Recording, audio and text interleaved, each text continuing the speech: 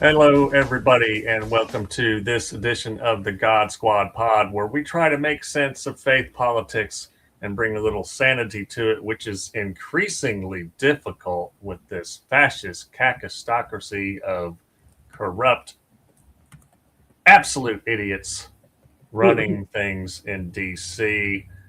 I am joined by the amazing, the incomparable, the sniffly Desimber Rose, who has a little bit of cold tonight, but she's soldiering on. Hey D, how you doing?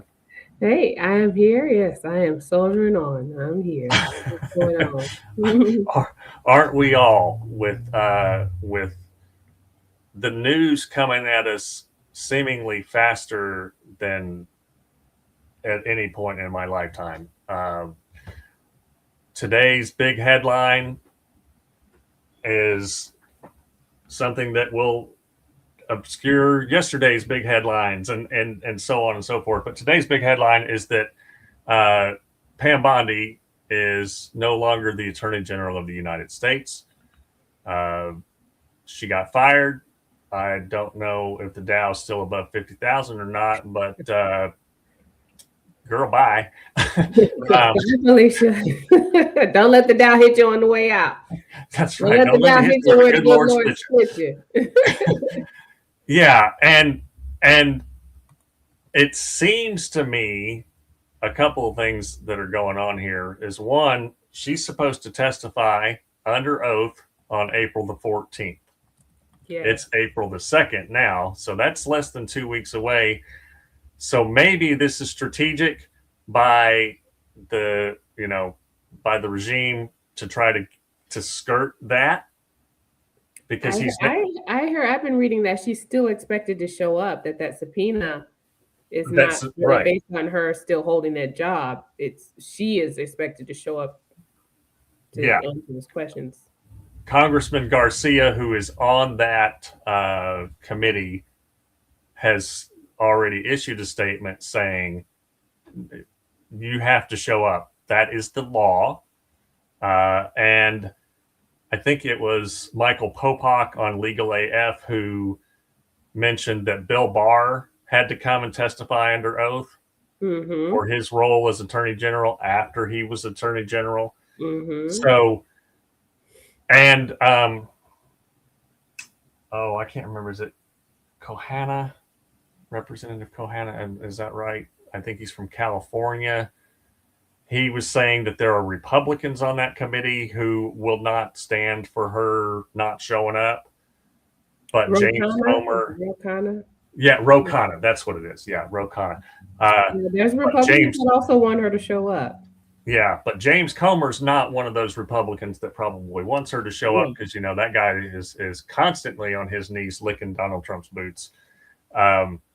So who knows? But the Epstein victims, some of them, released a statement today and said that Pam Bondi had failed them. And they also filed a class action too, earlier this week or late last week. Is that the one against Les Wexner? Where it's against the DOJ for the way that they released their names and stuff.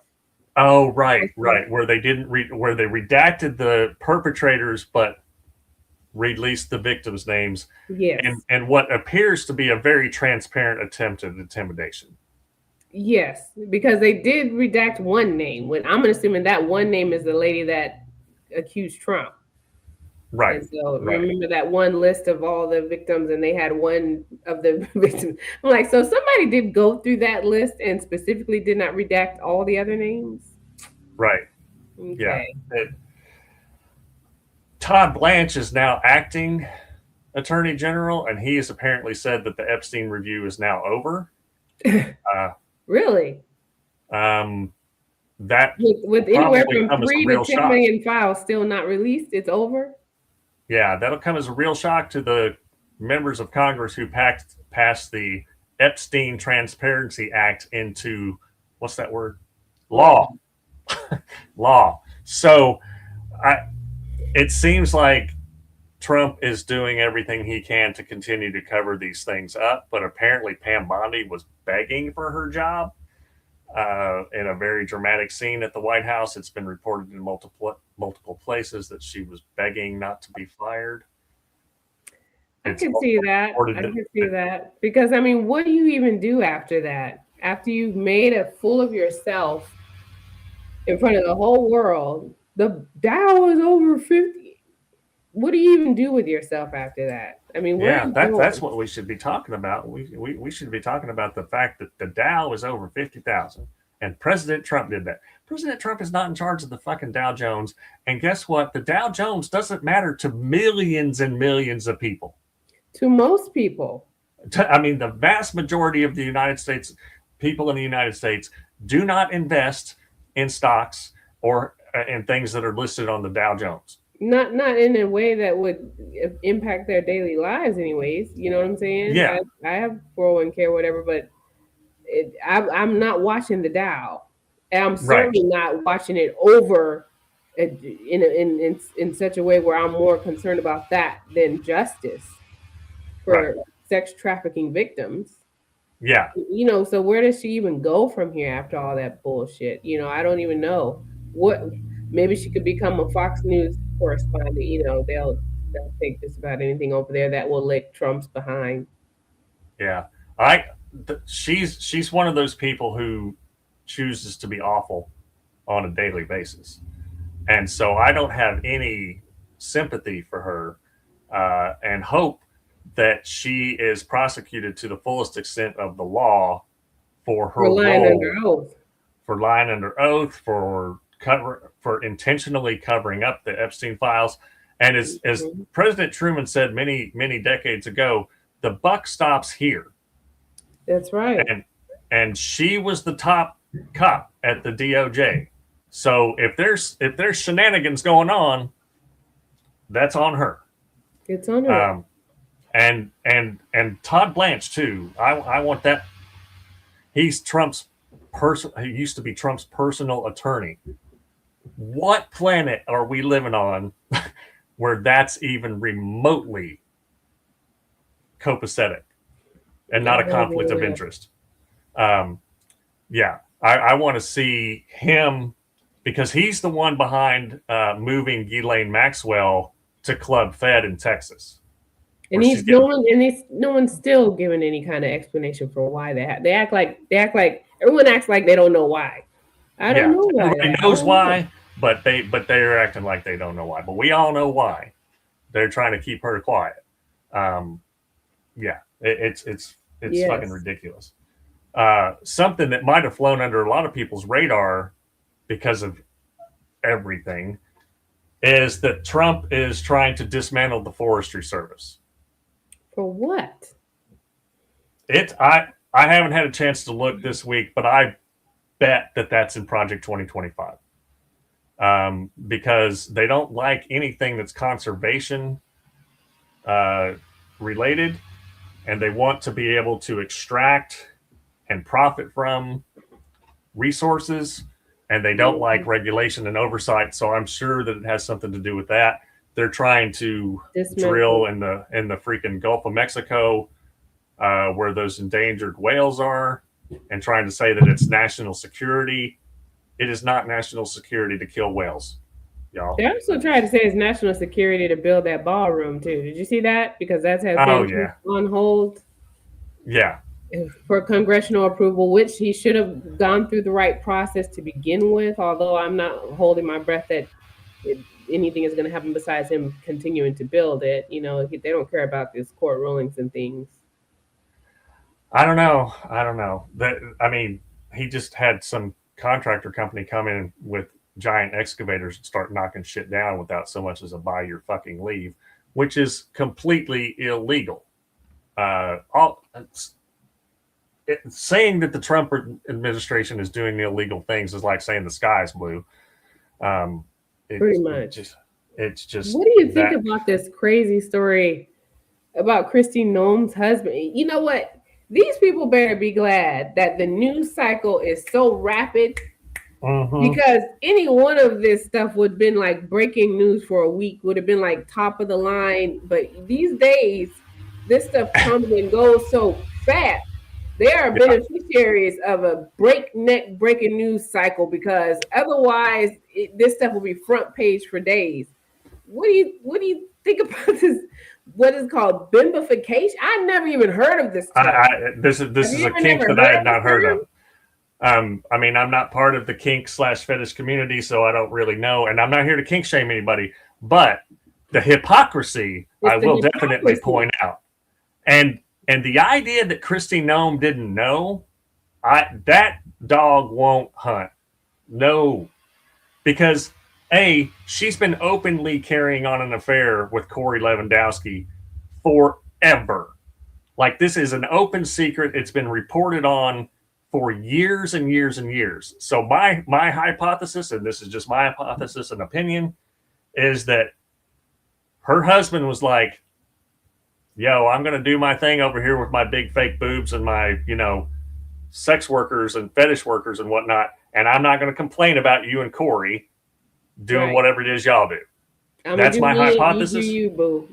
Yeah, exactly. Like, we're going to stay married because it's politically expedient to be conservatives who stay married. Yeah.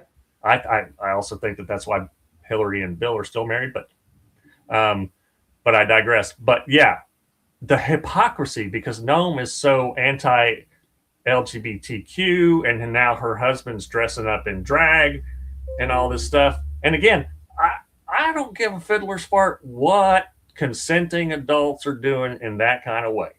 Me neither. I don't have a problem. Bad pun, Dillon. Elaine, I don't know which pun I made, but I don't appreciate being called out for it, Elaine. Look, I'm like you. I'm not king shaming nobody. I don't care. Beth says she definitely knew. Of course she knew. Ain't no way that you don't know that your husband is a cross dresser. Okay? Of course you know this man is blowing up balloons, sticking them in his shirt. There's a video that our friend April Joy did earlier this week. That was funny. I'm going to have to find it and play it. But of course you know. Of course you know. The thing is, I don't care what people are doing in their free time as long as it's not illegal and, harming others against their will or whatever the case. Yeah. Like you said, it's the hypocrisy. Because these same people will get on TV and speak so wickedly, negatively, demeaningly, derogatorily about the trans community, about the LGBTQ IA community, about drag queens at libraries, whatever. They'll get on their soapbox and go on and on and on and on and on and on. Meanwhile, back at the ranch, you somewhere in front of a camera with blow up titties and tights on. Yeah. Just be for real. With values. So fucking for real with yourself. Keep it real with yourself. Yeah. And the sanctity of marriage and all that stuff. Oh, yeah. Elaine says that dog won't hunt. That's actually a Southern expression, which is kind of like, that's some bullshit. That's what that means. It's not actually a pun. It's a idiomatic expression. But anyway, I digress. Yeah.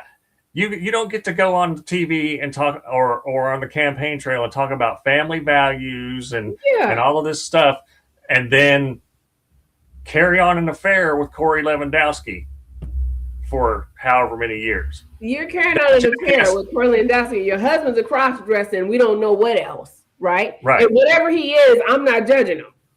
Right. Yeah, I don't care about that. It'd be the loudest ones. It'd be the loudest one. That's what gets me.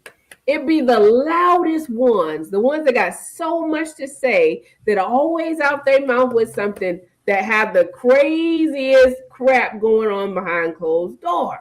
That's why I wonder what Trump's got on Lindsey Graham. For real. Because, yeah, that's what I want to know. I can't wait to know these things. Like, my curiosity is insatiable. But the other news that broke just today, is that Pete Hegseth, that remarkably unqualified, idiotic, violence-worshiping jackass, fired the top guy in the army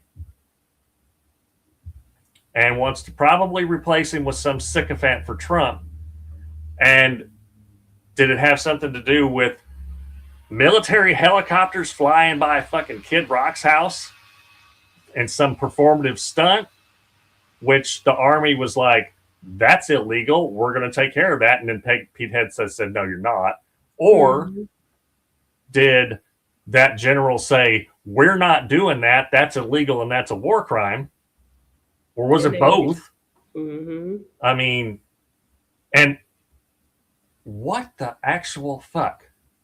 You clowns start a war that you couldn't even remotely see any of the outcomes because y'all are playing fucking Candyland and everybody else in the world is playing chess.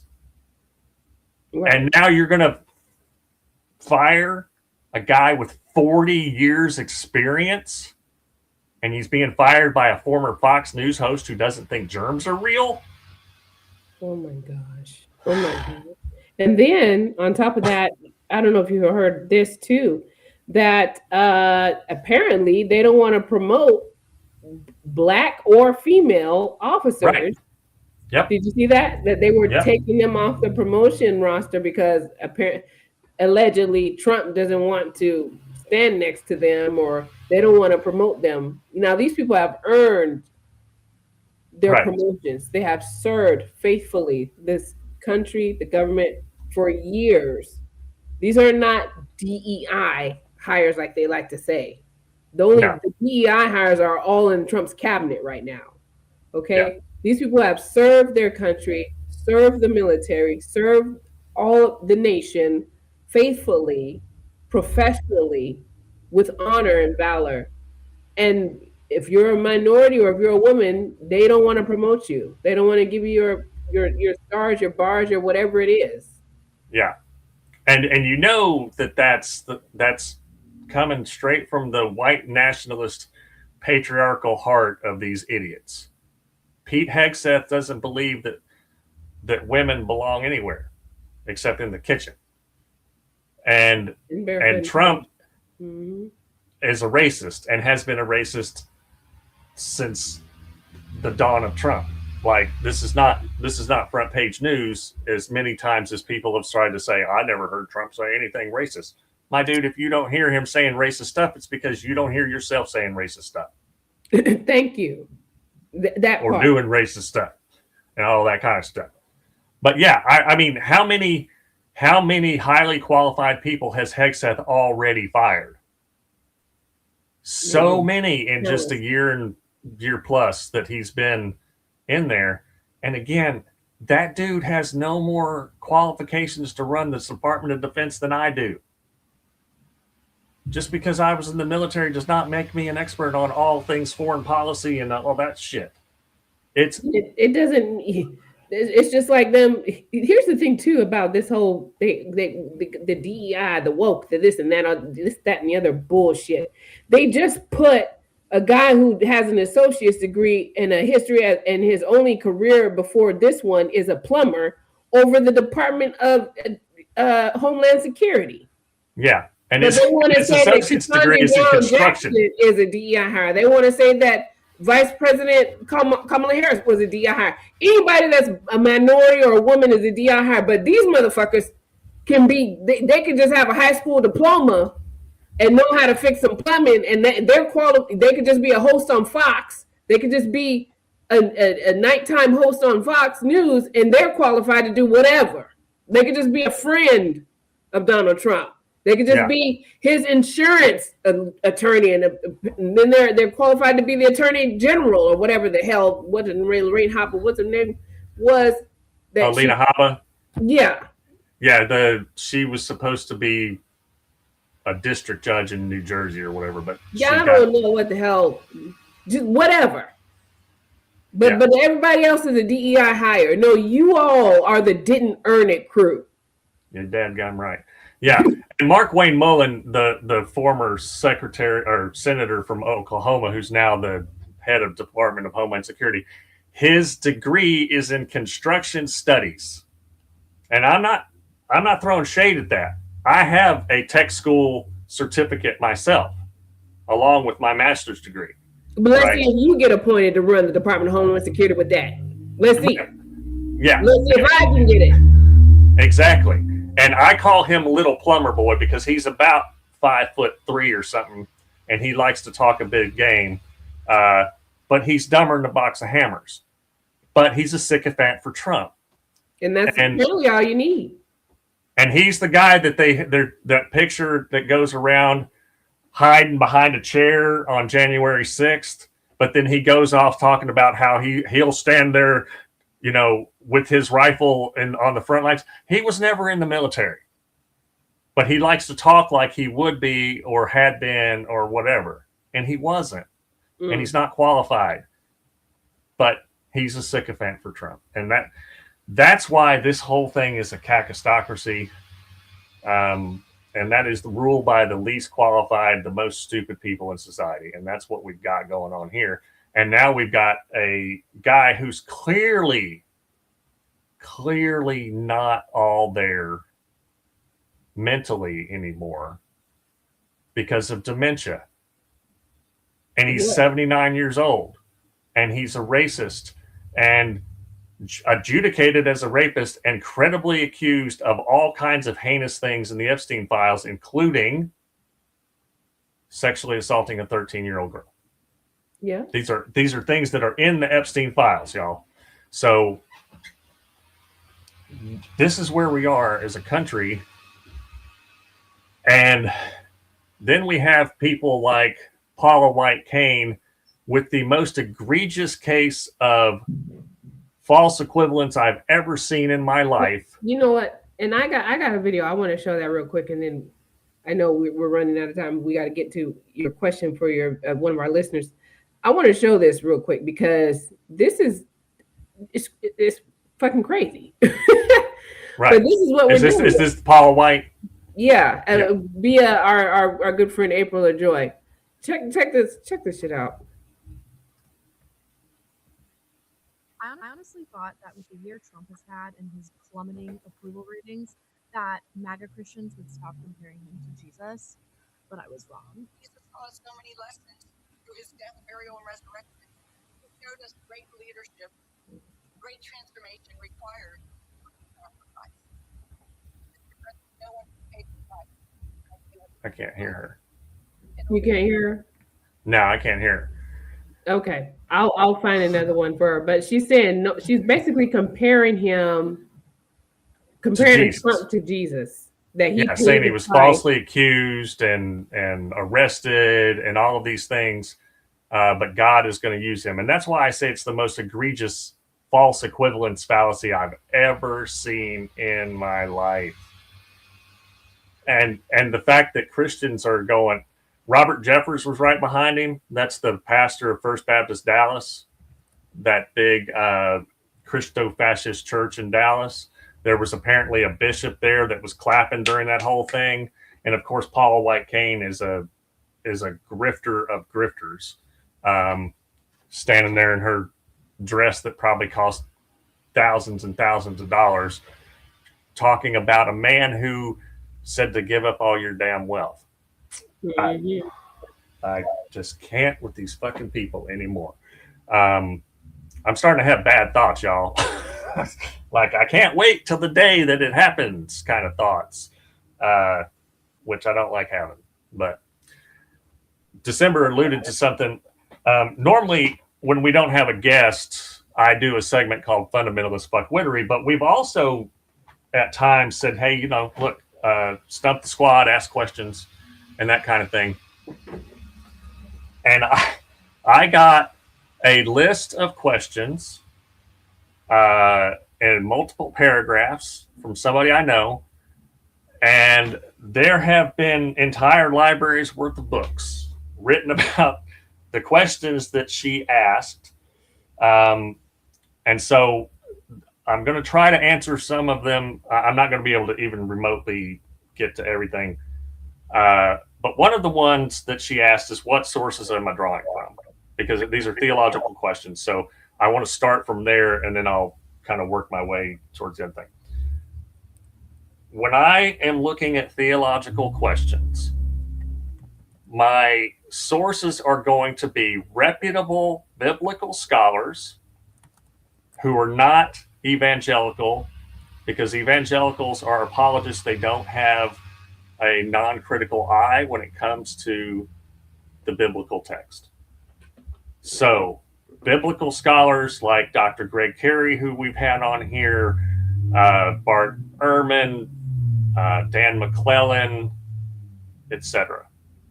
Dr. Julia O'Brien, one of my seminary professors. And for biblical text, I am always going to use the New Revised Standard Version of the Bible, or the New Revised Standard Version Updated Edition of the Bible. And the reason that I use that particular translation is that it is deemed by biblical scholars to be the most accurate translation available to us with the information that we have to compile a Bible. And so you will find people like Josh Howerton, who was a representative of fundamentalist fuckwittery on this show a month or so ago. He's a preacher from North Texas, not too far from where I'm from. And he says that the NRSV is garbage and should be thrown away. And why does he say that? Because it translates things accurately that openly contradict fundamentalist translations or evangelical translations. So that's where I'm starting from. I'm also starting from a place of I am a heterodox theologian. And what does that mean? It means I do not affirm the orthodox creeds of faith. I do not think that the available evidence supports the Nicene Creed or the Apostles' Creed. I think Jesus is really cool. I'm trying to figure out more about him. I have been thinking theologically according to one of my professors for my whole life and all of those things. But theologian says what I do vocationally and absolutely nothing about what I believe. Because theology is the study of, not the taking on of conclusions of a doctrinal standpoint. So that's where I'm coming from. The questions that were asked are huge questions. So I tried to synthesize them down to 4 or 5.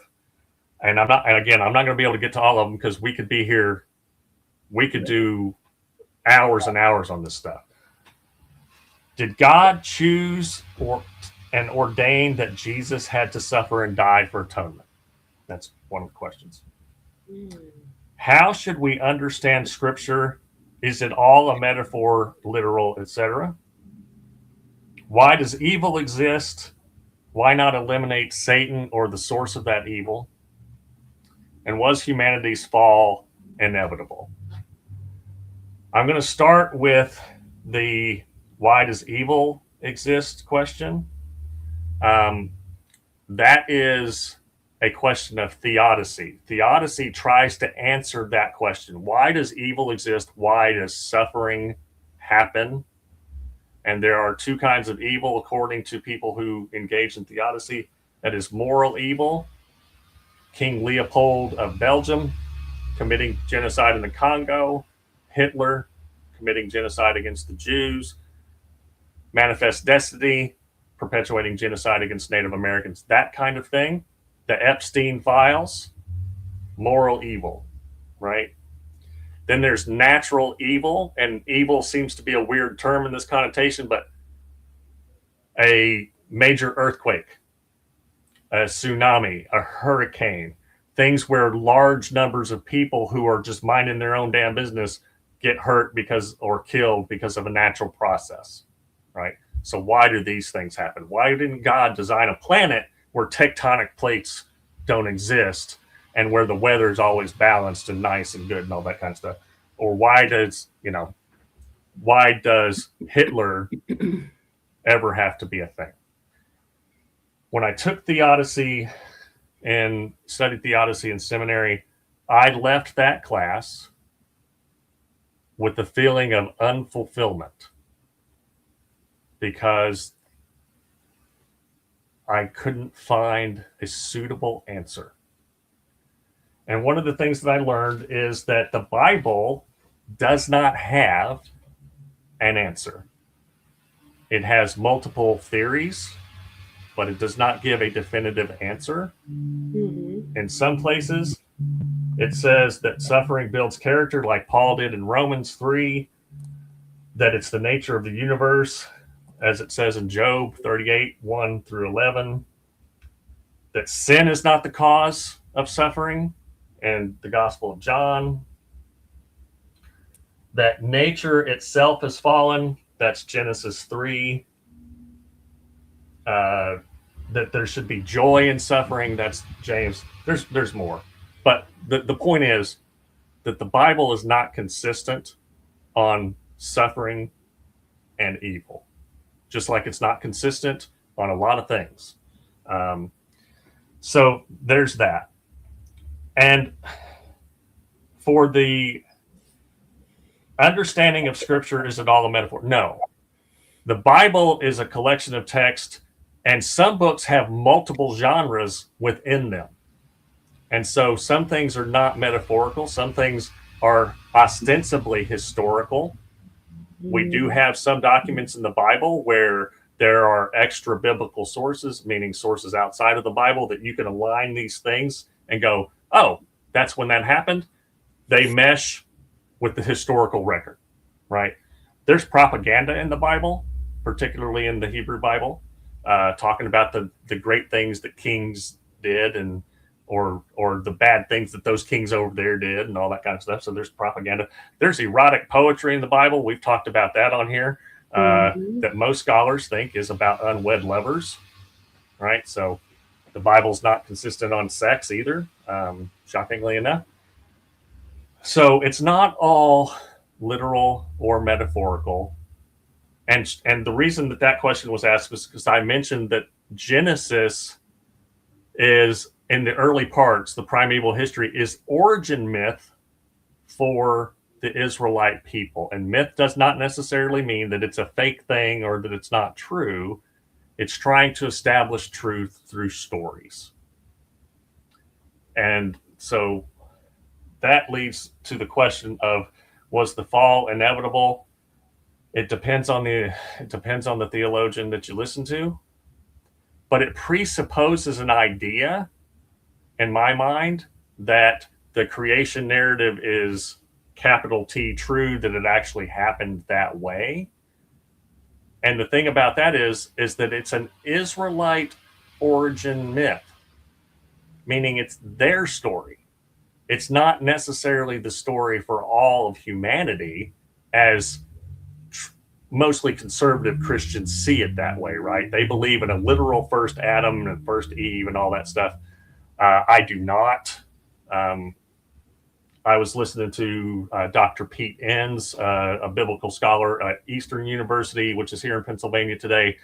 And in his opinion, he said, look, Adam is an idealized version of Israel. It's not a literal single person, because in the Genesis narratives, you've got other people. Cain went out from the presence of the Lord and dwelled in the land of Nod, because he was afraid people were going to kill him for killing his brother. Well, who are all these would-be murderers?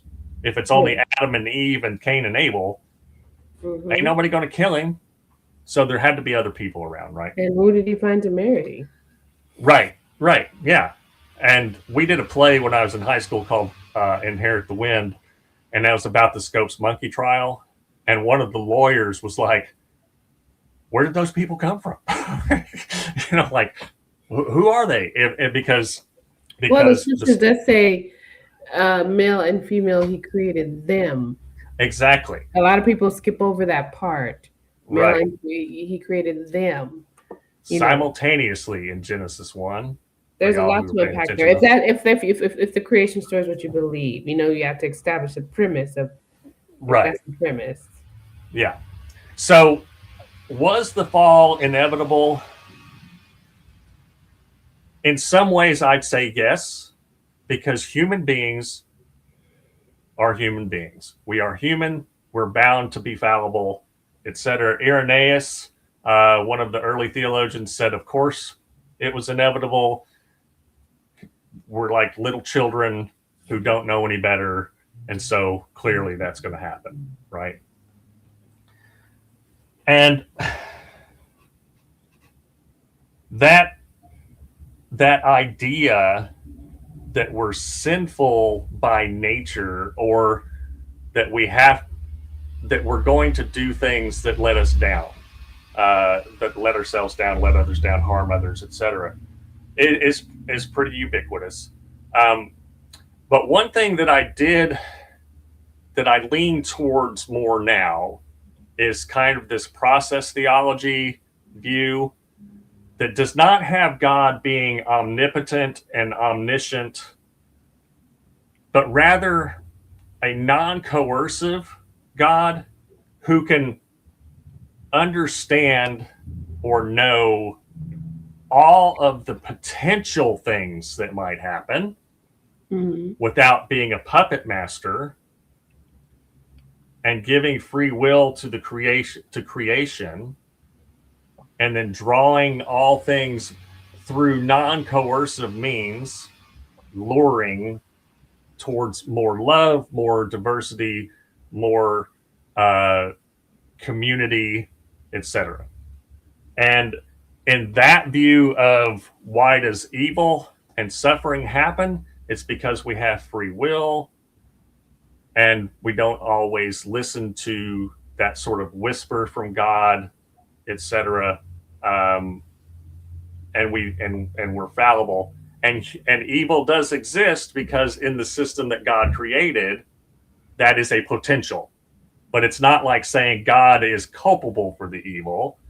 It's just it's just a natural result of things being created. Now, it's Holy Week. I'm going to show a couple of videos here. One is of Bart Ehrman. Bart Ehrman is a recently retired biblical scholar. He is one of the most well-known biblical scholars in the country. His area of expertise is textual criticism of the New Testament, and incredibly well-known and respected. And he is going to talk about forgiveness versus atonement and the difference thereof, which sometimes they get conflated. So, and then I'm going to show a video of Reverend Mark Sandlin, who's talking about Holy Week and suffering. And I know that this is not going to answer all the questions, because the place that these questions came from, and so many people who are asking these questions are coming from that evangelical place or that Catholic place where certitude is the thing. We are certain this is how it is. And that doesn't stand up to scrutiny. Because if God was omnipotent, all-powerful, and still allows Epstein to run amok, then God is choosing to allow that to happen. And that's some bullshit. Right? So the Calvinistic sovereign God who's a divine puppet master doesn't stand up to scrutiny. That's why there are a lot of people who are atheists, because of this question of why suffering and evil happen. Because of the idea that God is omnipotent and omniscient. So why would he allow it? Yeah. A lot of people have a faith fracture that causes them to walk away from God because they aren't able to reconcile this question. Right. And just before I get to the video, the Bible was written by people in particular social context over a long period of time, trying to understand God in a world where life was cheap and death was right around the corner.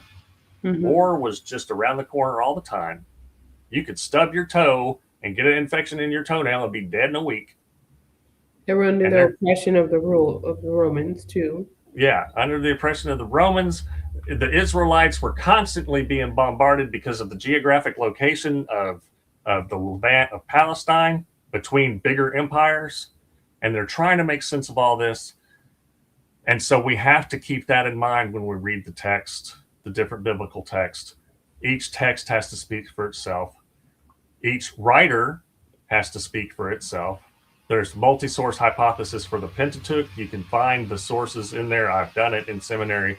Isaiah has at least 3 different authors, etc. So keep all of that in mind. The Bible's not univocal, and so it can't answer all of these questions all the time. But here's Dr. Ehrman and his co-host, Megan Lewis, talking particularly about the question of, did Jesus have to suffer? Instead of demanding some kind of atonement. This is a really big theological problem. Why does God require his son to die? That's what the Christian tradition says. And it doesn't seem to be what Jesus taught. Jesus taught that God didn't require a payment. You get forgiveness. And when you think about it theologically, it's a very troubling idea that God requires a payment. I mean, when my child does something that's wrong, I don't require some kind of sacrifice in order to make up for it.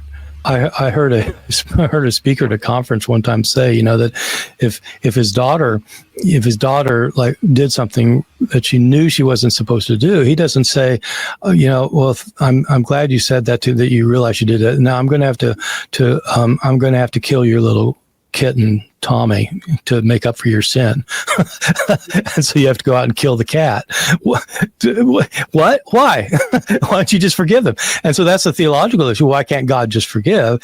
And, the common answer for that is because God had to have justice. He had to have a sacrifice.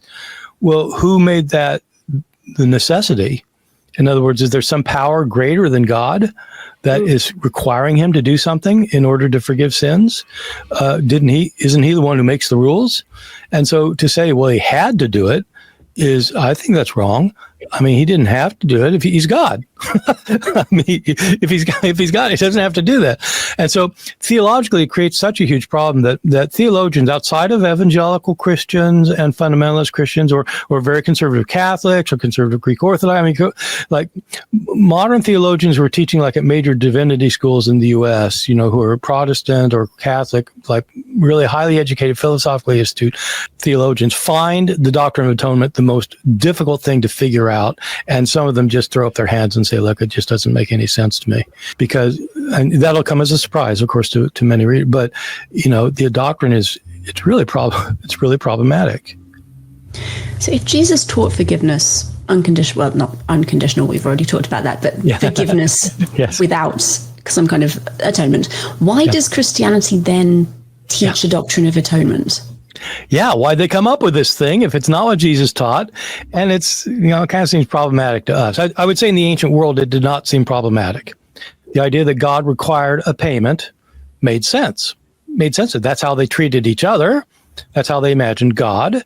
And that's why they have sacrifices. And one of the reasons they have sacrifices. So it made sense then, even if it doesn't make as much sense to people today. So why did Christianity come to embrace this idea? I think it's for a very clear and important historical reason, which is Jesus taught his disciples that God would forgive sins. They, many of them, some of them, thought that he would be the one who would be the ruler of this future kingdom that he was preaching about. There's a kingdom coming, he said. He told his disciples that you'll all be rulers in this coming kingdom. You 12 will be seated on 12 thrones, ruling the tribes of Israel.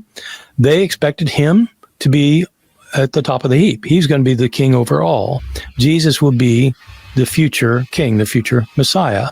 And this is what, as we've said in an earlier episode, this is why Romans crucified him. That's why Pontius Pilate crucified him, because he was claiming to be the future king of Israel when only Rome could rule Israel and appoint kings and such. So they crucified him for insurrection. So these two things are going together. He's teaching forgiveness. His disciples think that he's going to be the future king. But then what happens is he gets crucified. And they can't understand it because he's supposed to be the future king of this kingdom that's coming very soon, but they killed him. And so how's this supposed to work? And why would God allow it?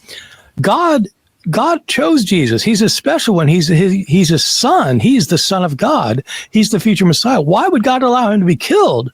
And so right after the crucifixion, I think, just like soon after, as soon as anybody came to think Jesus had been raised from the dead, in the New Testament, it's 3 days later. Maybe it's a little bit longer. I don't know how long it is. But whenever somebody thought Jesus was raised from the dead, they realized, wait, he really is the chosen one of God. But if he is the chosen one of God, why in the world did he get crucified? It must have been part of God's plan. How could it be part of God's plan? And so they have to think, well, why would God want his chosen one killed? It must be a sacrifice. He must have had to die. Well, he didn't die for his own sins. He was sinless. He must have died for the sins of others. And so this is everywhere in the culture that God requires a sacrifice. And they just thought, okay, that's it. He's a sacrifice. And once they thought he was a sacrifice, then they, of course, they thought he's an atonement for sins. He was a sacrifice for the sins of others, not for himself. That became the message right off the bat. And it's different from Jesus' message. Jesus' message is that God will forgive your sins. And now the message is that Christ had to die for your sins, so that the religion about Jesus that developed was very different from the religion of Jesus. It's a religion based on atonement. Okay. So I respect a lot of what Dr. Ehrman says there, and I agree with him that the religion about Jesus is often quite different from what Jesus himself preached.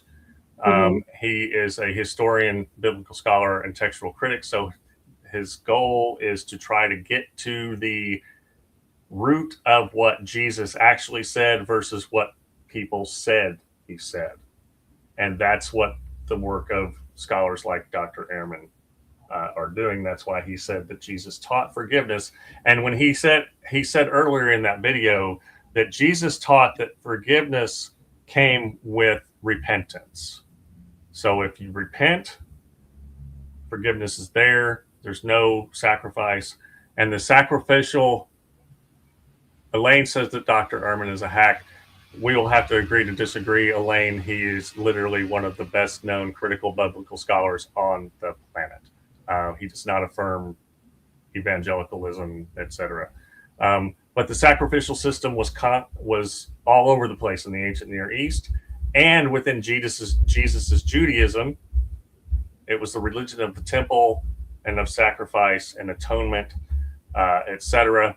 And so it would make sense. It would make logical sense for them to leap from one thing to the other. And again, I will agree to disagree with Elaine on this.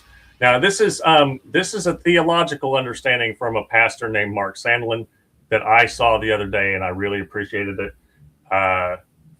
So here we go. Holy Week, which means that a lot of people are going to hear about how suffering is somehow redemptive.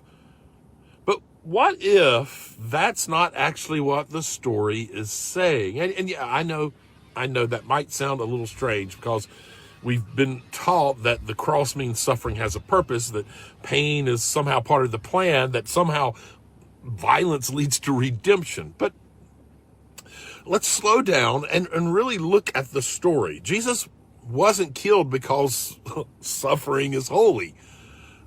Jesus was killed because systems of power couldn't tolerate love that challenged them.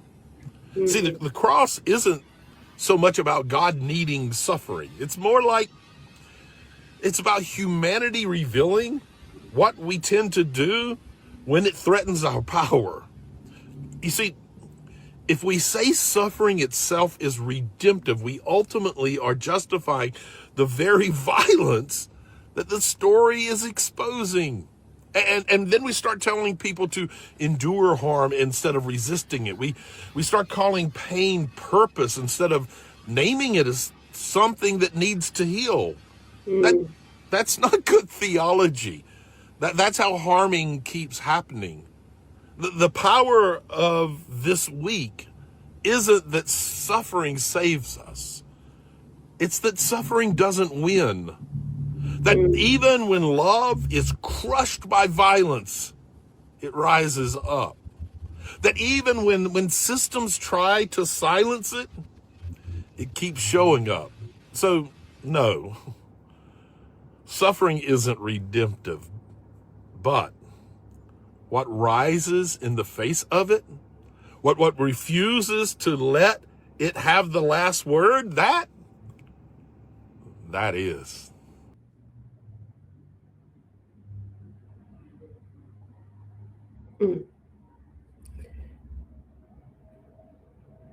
Oh, you're muted, Dillon. I muted myself. There was a truck going by and I muted myself. I was not going to be able to answer all of the questions that I got. I know that those are going to be unsatisfactory answers in some ways, because when we're deconstructing, one of the things that we have to deconstruct is that certainty that we were taught that this is just the way it is and this is the only way it is and all that kind of stuff. And it's just there's so much more that we can't know, and all theology is speculative. All of it is speculative. We're trying to make sense, just like the writers of the biblical text were trying to make sense of their world. I look at the Bible, and I am not a biblical scholar. I'm a theologian. That's a different they're different disciplines. But I rely on biblical scholars to help me come to theological conclusions about what the text means to us today. So I don't think that God ordained that Jesus had to suffer and die. I think that that Jesus made a choice to stand in love against the dominating powers of the day, and he chose to do it in a non-violent, non-retributive way because that's what his understanding of God was. When he said in Luke that the Spirit of the Lord is upon me, and he read from the scroll of Isaiah, he stopped before the part where the scroll of Isaiah says the vengeance and wrath of the Lord has come. He stopped before that. And I think that was a choice that he made to say who he is and how he was. And before I stop talking, the Bible, if you believe in the incarnation of Jesus as God, Jesus was nonviolent. So the atonement has to be nonviolent, or the death and resurrection of Jesus has to point towards nonviolence. It cannot be a violent, angry God and penal substitution atonement, which is what a lot of us grew up with.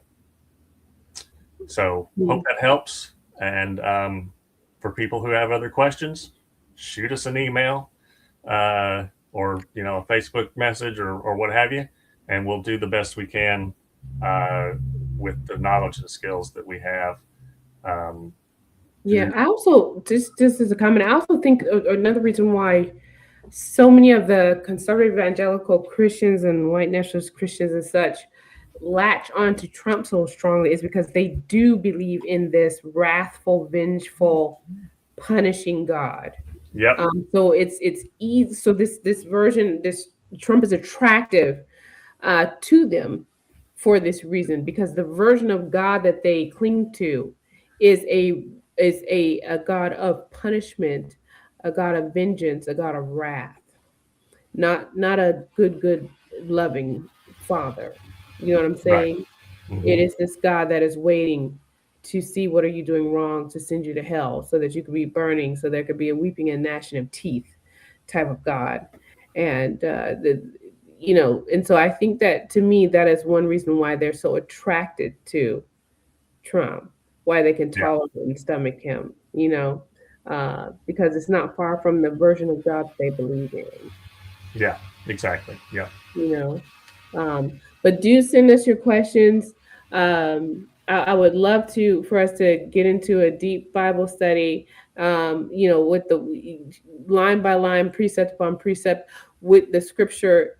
Me and Dillon, I love bringing in the videos. I love hearing other people's perspectives.